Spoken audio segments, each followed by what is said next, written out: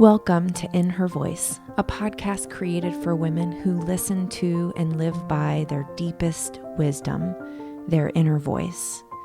This was made for you, the woman who feels pulled to more, to lead, to create, to dream, and to be a world changer. My name is Kelly Covert, and I am an inner voice coach. Join me here each week as we explore what it means to reach for your inspired potential, all while honoring your worthiness each and every day. Hello there, this is Kelly. Thank you guys for being here, for listening to In Her Voice, for pressing play today. It means so much to me, and I just want to let you know how grateful I am for you.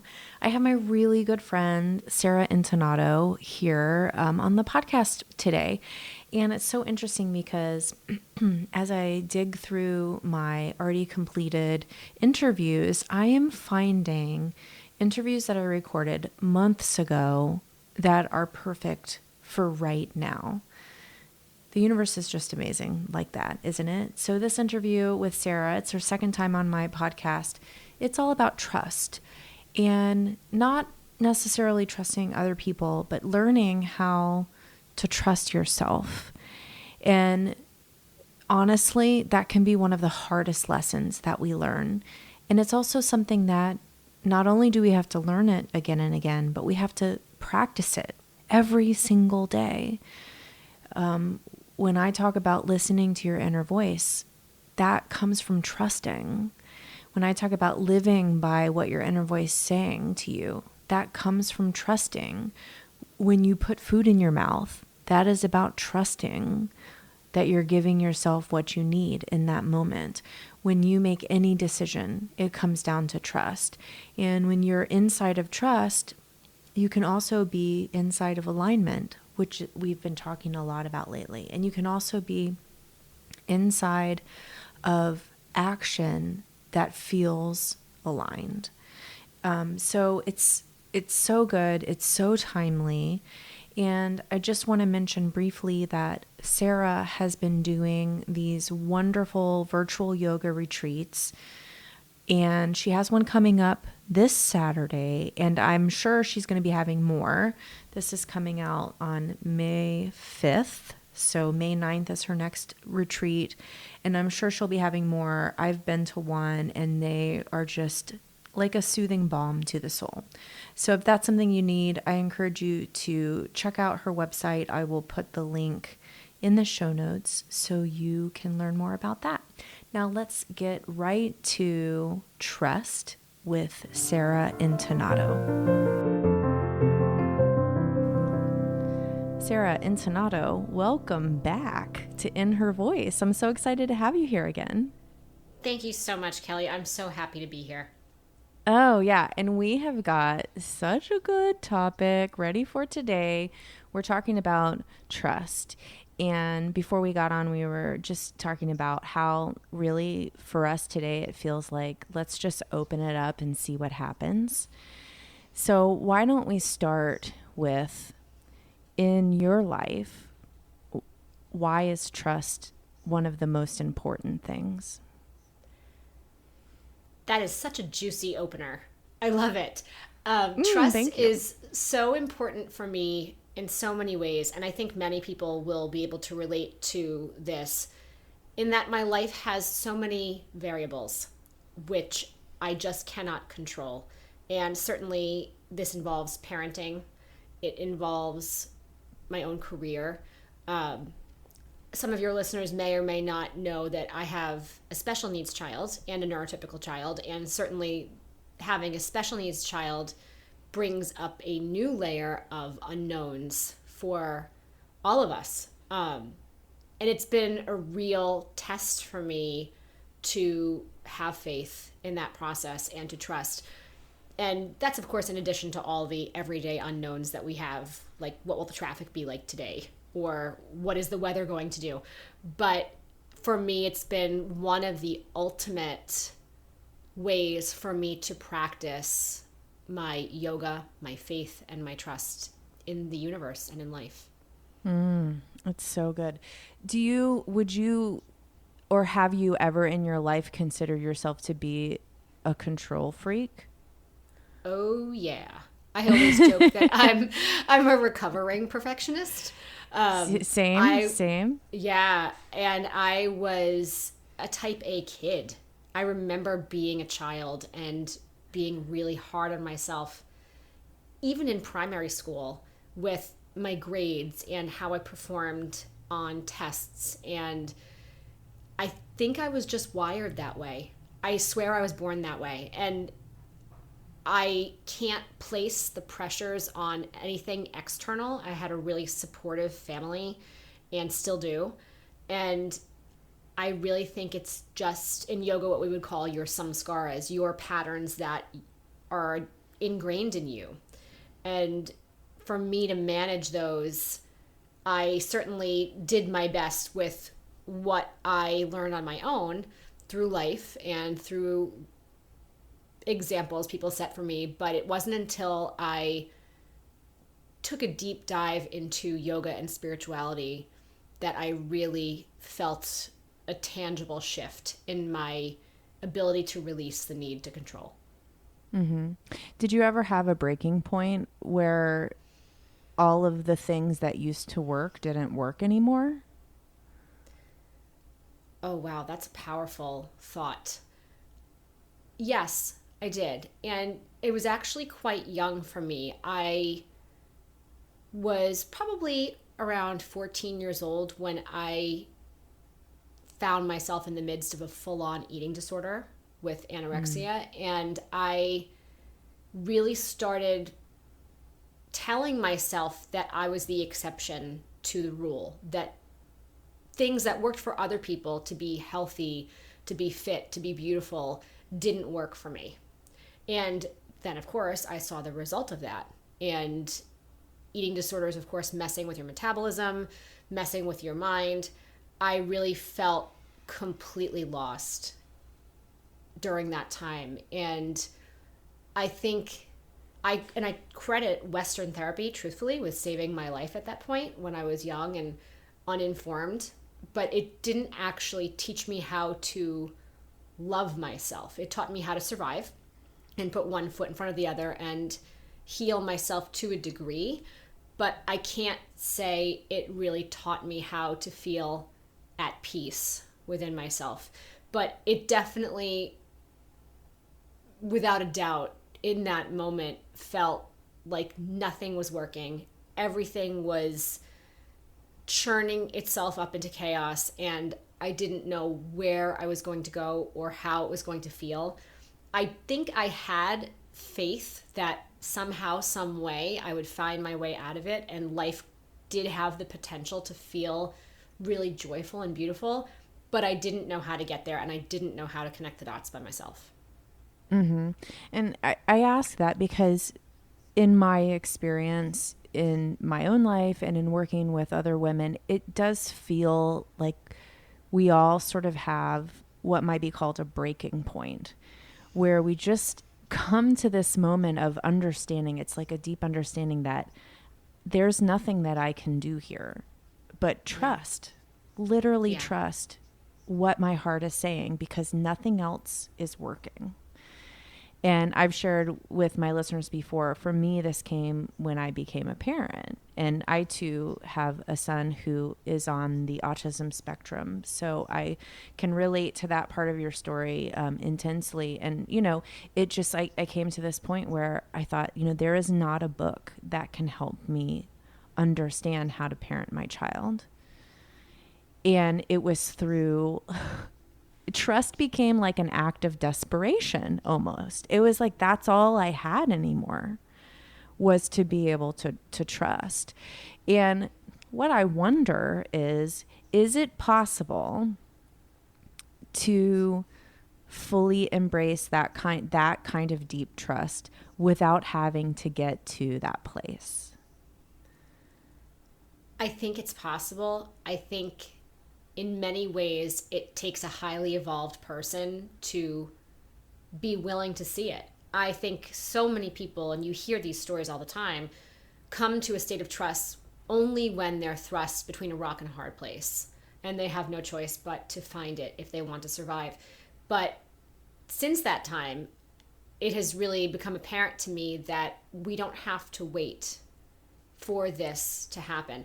And I often go back to the wisdom of the Yoga Sutra to help me find my way, especially through challenge. And in the first chapter of the Yoga Sutra, starting at Sutra 20, there is a short series on faith. So there are about 5 sutra which really discuss the idea of Shraddha, the Sanskrit word for faith, and specifically having faith in yourself, and how having a yoga practice nurtures that faith. And once you have faith in yourself, that faith can grow into faith in your teacher, or faith in your path, or faith in God or the universe, whatever you want to call it. But first you have to start by developing that faith in yourself little by little. And of course, the whole compilation of Yoga Sutras discusses how this works and why it works and all of that. And I'm somebody who really loves a process and a system to guide me when I'm looking to find my way. And so for me, it made so much sense that just by going through this process with awareness, with intention, you start to cultivate that faith. So you don't have to wait to be stuck between a rock and a hard place to take some of these steps and move yourself in that direction. But I think sometimes people don't get out of their own way until they're forced to. Totally possible 100%. To do it, but sometimes we just wait to be pushed to step out of our old habits and into new ones. 100%. 100%. And, you know, when you were talking about the Yoga Sutra, about how you have to have faith in yourself first, and then you can have faith in a teacher, you can have faith in God, all of these things, right? It seems like a lot of times we, and by we I mean like us here in Western society, we do it backwards. We put faith in the external before we even attempt to put faith in the internal. Do you find that to be true? Yes, and I'm so happy you brought that up, because right now in the yoga community, there's a huge discussion around guru culture. And is it appropriate? Is it not appropriate? And many people disagree with it because they feel that it encourages people to give their power away. And I never felt that way. I always felt like having a guru or a teacher who acts as your guide helps you, and it helped me, to cultivate my intuition, to strengthen my faith in my own internal process. But if you're seeking external validation, you might go into a situation like that and give your power away to this person. And are there people who abuse that type of environment? Are there people who abuse power? Absolutely. And I never want to condone that. But I think that so often what we are seeking is reflected back to us by whomever we choose to follow. And unfortunately, sometimes people find themselves in these murky waters, like in an inappropriate guru-student situation, because they don't have the faith in themselves to trust their gut, to trust their intuition, to listen when their inner voice says, no, this isn't the right situation, or this isn't the right teacher for you.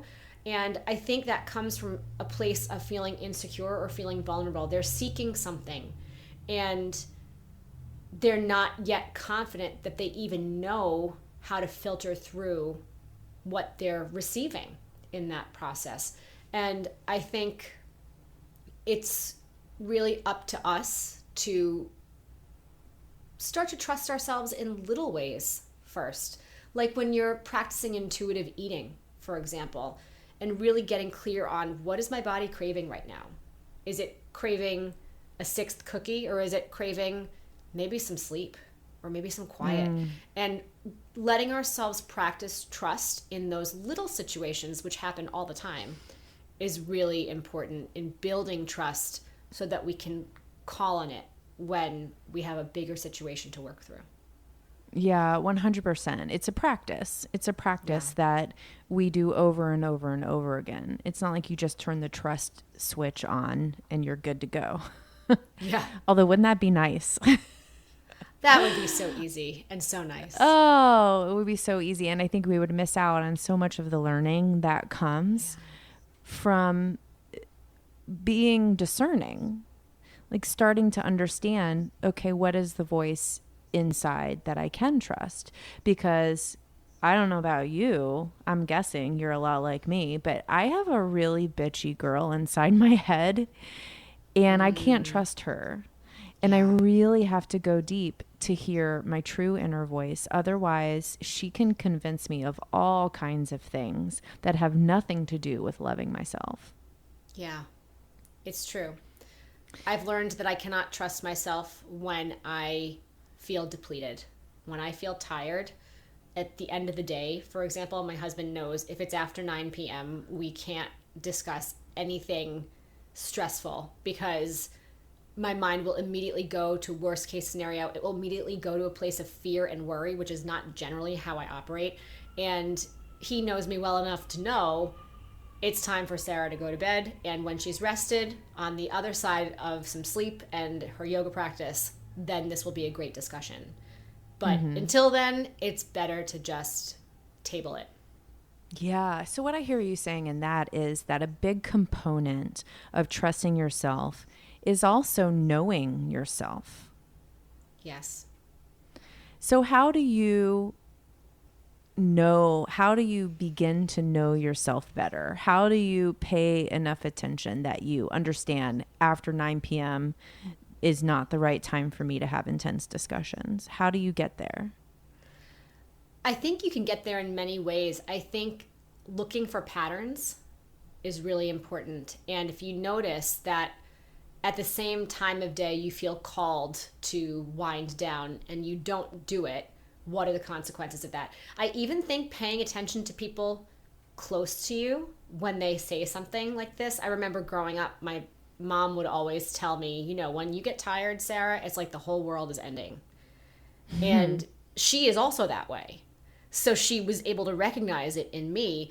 And I think she actually took Ben aside when we were moving in together and told him, listen, if she loses her mind when she's tired, it's not you. It's not even her. She's just exhausted and she needs to rest. And it's so funny. I see that even in my own children. And I think sometimes if you don't have someone who can reflect these things back to you, it's really important to give yourself some time and some space to get to know you, just like you would get to know someone you're dating, and you would invest some time in figuring out if they're the person for you or not. You would create some space on your calendar to nurture that relationship and see where you want it to go. People don't think to do that with themselves. And think of how we're raised in our culture. We're raised in, if you have a typical upbringing, a family environment with one or two parents, and then you may go to college and live with other people in a dorm, and then you might go out into the world and have a roommate or even a spouse right away. When are you ever really by yourself? And when are you free to just take a look at who you are? I think this is hugely important, and we need to be willing to pay attention and give ourselves some time to notice these things if we want to then be able to act in a way which is supportive of our own needs and our own nature. Yeah, that is really good. And it makes me think of that I did not live by myself until the year I was 24. It was right after I graduated from grad school. And it was the first time, like literally in my whole life, I'd ever been on my own. And I moved to a city where I didn't know anybody, and I was living in a little tiny apartment by myself, and I wasn't seeing anybody. I had no friends, and it was some of the best few months of my life because of exactly what you're saying. Like I began to understand who I was. And I'm so thankful that I had that time that might have felt lonely to some people, but felt really empowering to me. But if you haven't had that opportunity to live by yourself, I mean, most of my listeners are a little bit older, so they may feel like, well, that ship has sailed. You know what this reminds me of is in The Artist's Way by Julia Cameron. She talks about taking yourself on a date. And she's specifically speaking into creative souls and people who feel blocked creatively to find something that's going to spark their interest. But I think that this can be applied on a much broader level. How often do you intentionally spend time by yourself and say, this is just for me to get to know what I want? That's a great question. I think everyone is different in terms of what they need. When I was 24 years old, I took my first trip to India and lived by myself in a foreign country for a month. And at that time, there was no Wi-Fi or anything like that. Right. So I would walk myself down to the corner to a phone booth to call my parents and to call Ben and let them know that I was fine. And then, you know, I would do that every few days. That was about the extent of my contact. And it was the first time I really was able to excavate layers and layers of beliefs, much of which were beliefs from other people that I picked up over the years, just that I assumed were reality or the way things were because it was what I had been exposed to. And when I was thrust into a country which was completely different, to a life which was completely different, and all of those structures were removed from my environment, it really made me question a lot in a beautiful way. And I remember having a moment where I almost burst into tears, feeling like, wow, I actually know who I am now. Yeah. And since then, I've taken annual trips to India to do just this. I also, of course, study yoga and spirituality when I'm there with my teacher. And there are times when I don't get to India, like when my kids were babies and I wasn't going away for a month at a time. I would make a point to take a weekend and be alone. And even now, there are times where I will just take a night away here or there, knowing that I need to reset and just be by myself and unplug.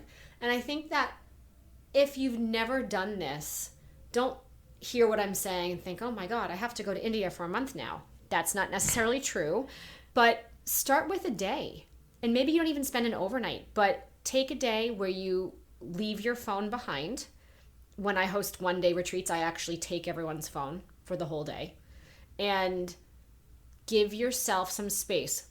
You won't have that space if you feel the need to be available for everyone else, even through your phone.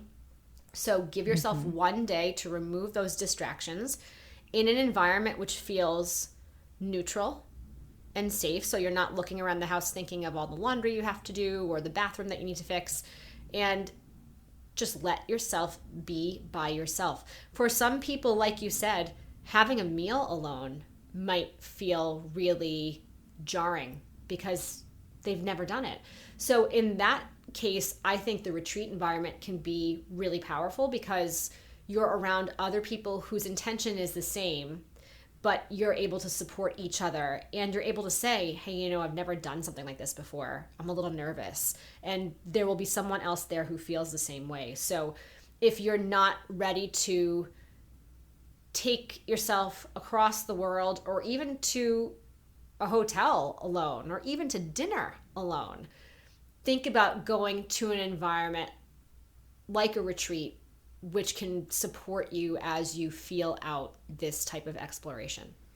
Yeah, 100%. And I will just add that I think the times where I am able to connect most deeply with my inner voice is, you know, when I'm by myself, when I'm alone. And that includes, like you said, like setting the phone down. Like you're not alone if your phone is your steady companion. You know, you have lots of incoming information with that. Like set it aside, set everything aside and be just with yourself and and really look forward to that time.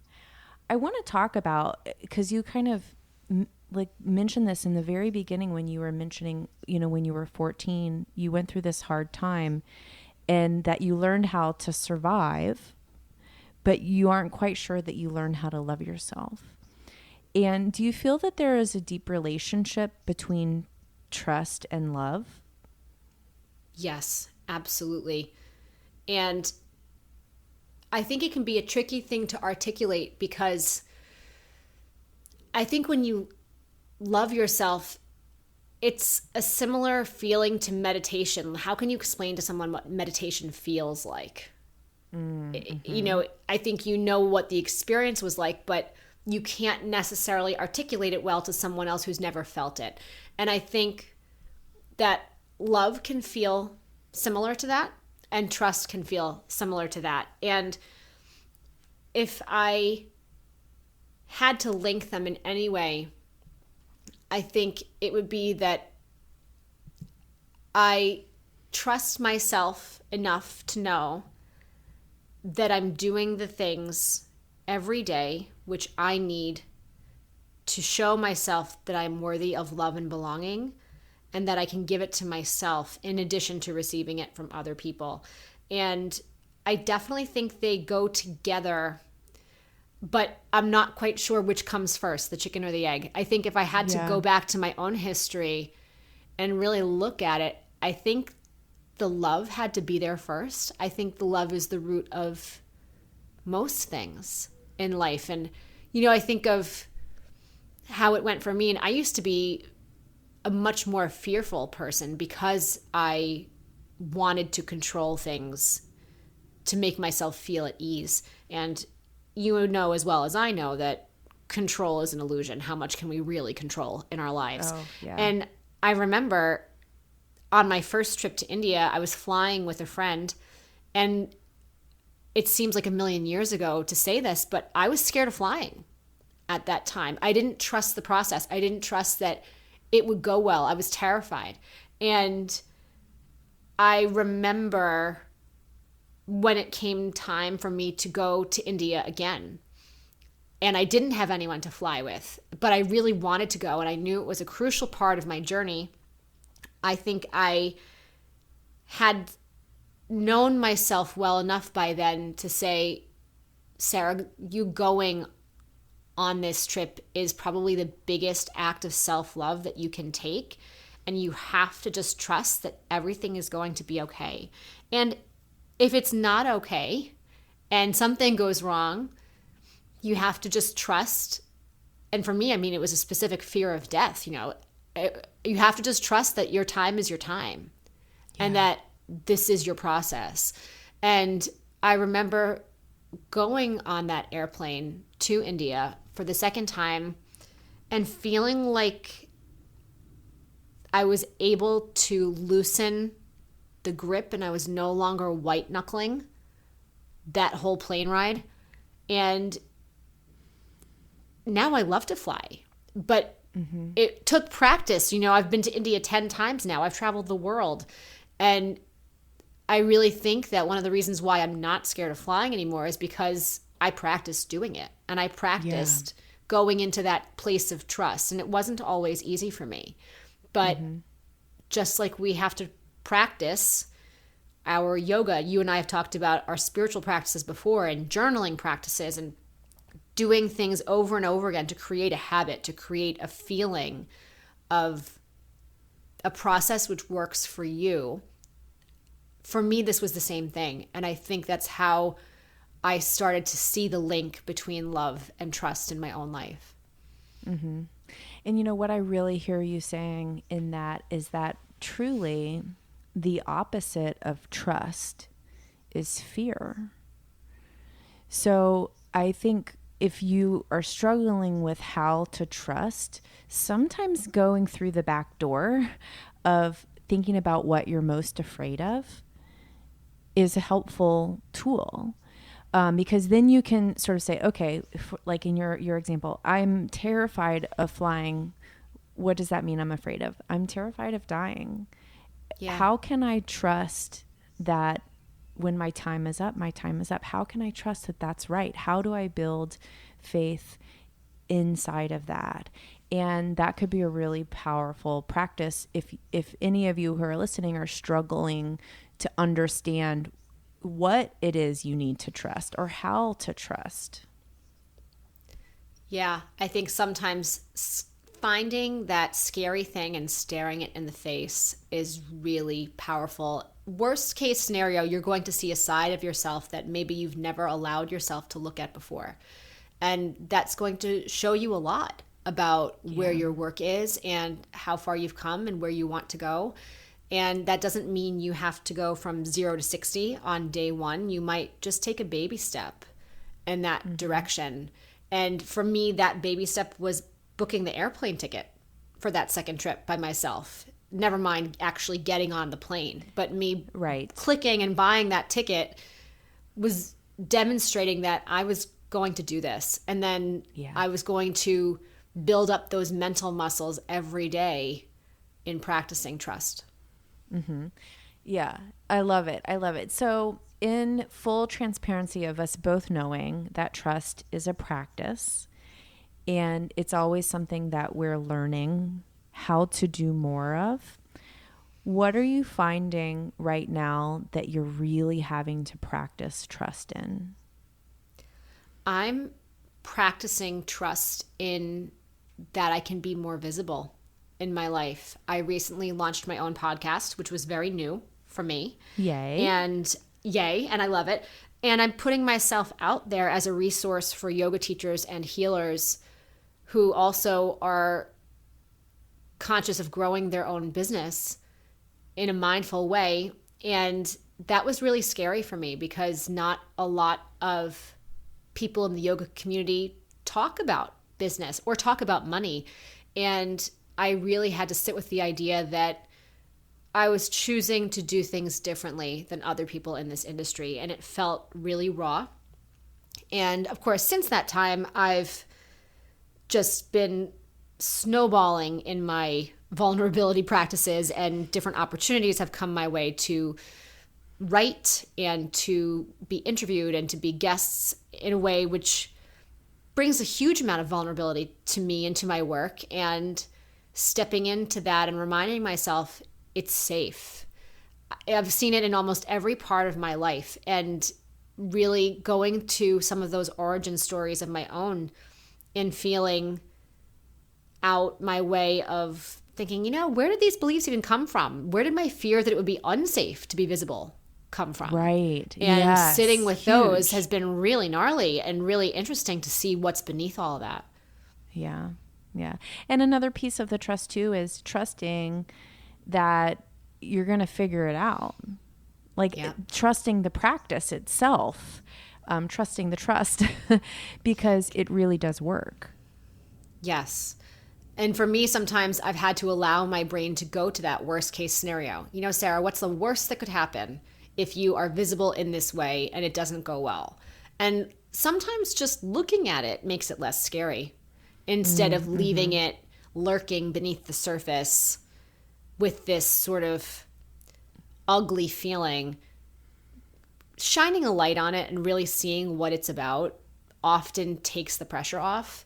And for me, that's been a really interesting exercise, is saying, what am I really scared is going to happen here? Let's just see what that is. And I like to ask the question, like, can I handle that right now? Yeah. And almost always I find, I can handle that. I can handle that.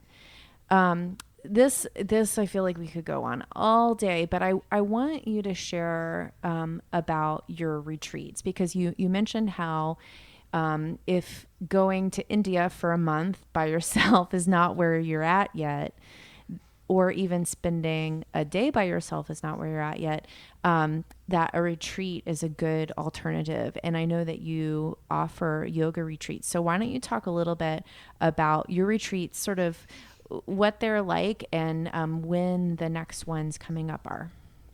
Sure. I lead retreats both domestically and internationally, but the retreat that really comes to mind for this conversation is the one-day retreat that I lead in Montauk, New York. And I lead a fall, winter, and spring retreat there.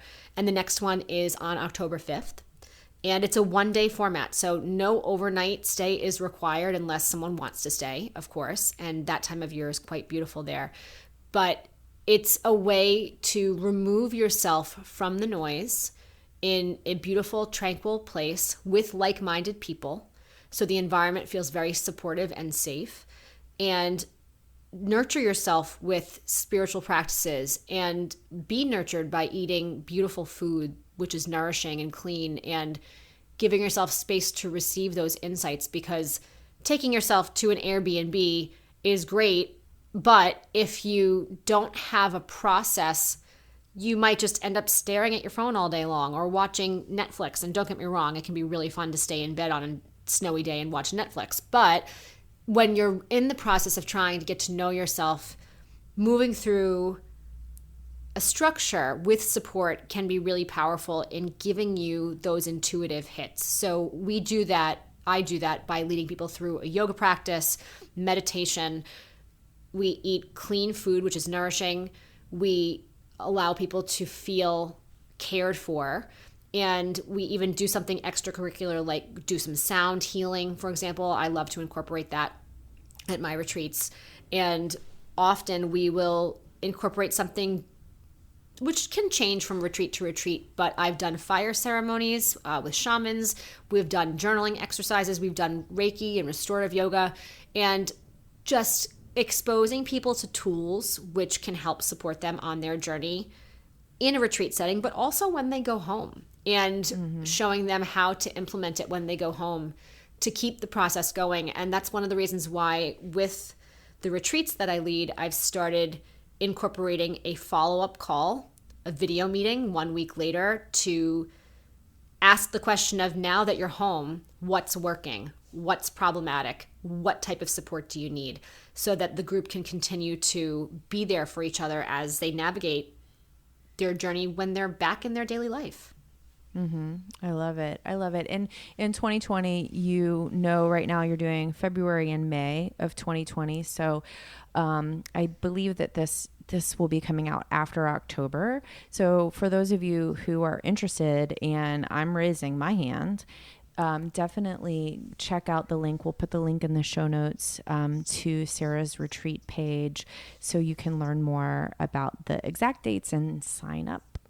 So Sarah, what's your inner voice saying to you these days? My inner voice is telling me to take a deep dive into my own practice. And that might sound rote for someone who's a yoga teacher and who practices daily, but it's been over a year since my last India trip, and it looks like I'll have a window to go and study in January. And I am ready for it. I'm ready to be a student. I think you can only teach others as well as you show up as a student in your own practice. So I'm ready for another deep dive in that way.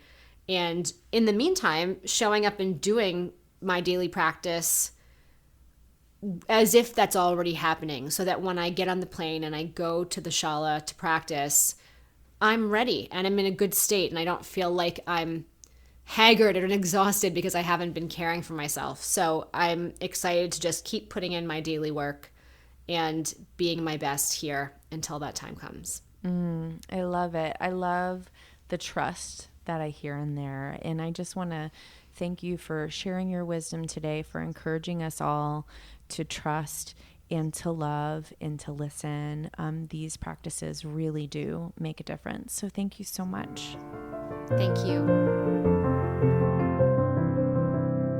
I think right now, when we're in a time and place where it feels like there's not very much that we can control or that we have any control over, that sometimes we want to control every little thing.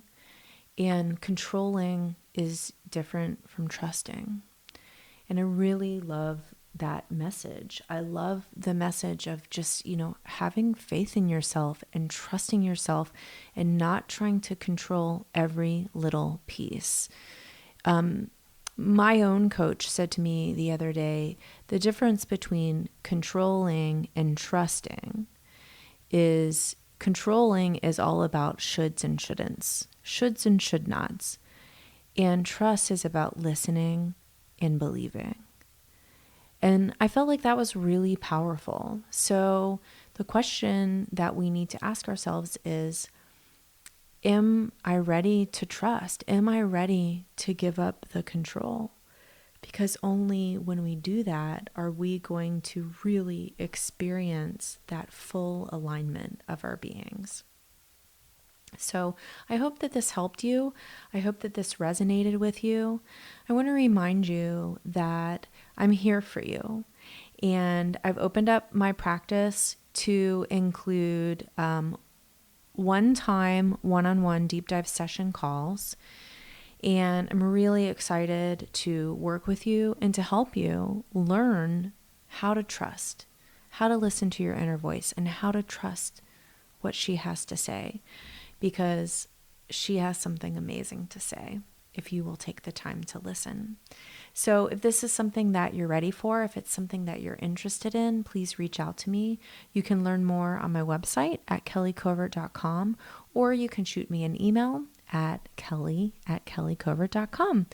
There's lots of ways to get in touch with me and to connect with me if you have questions. So I look forward to talking with you, and I can't wait to welcome you into my space to learn about how you can create clarity in your life and alignment in your life and feel right in your soul. Remember, we are here for a reason, each and every one of us. We all have gifts to share. And when we are listening to our inner voice, we are living into our inspired potential, and we are living into our true purpose. Remember, you are worthy.